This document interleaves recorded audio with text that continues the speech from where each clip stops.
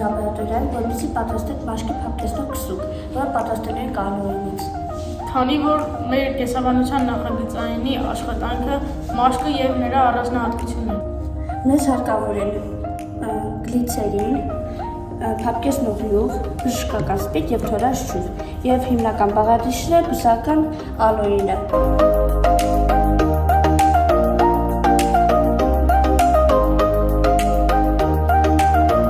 Մեր ալոյինի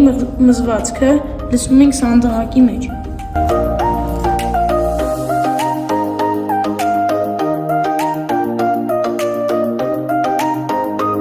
Սանդի մեջ տրորում ենք ալոյինը եւ ավելացնում ենք բժշկական սպիրտ։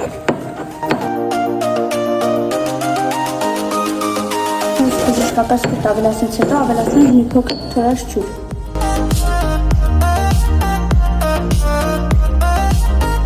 Ավելացնում գլիցերին։ Այնուհետև ավելացնում ենք դեմքի փափկեցնող յուղ։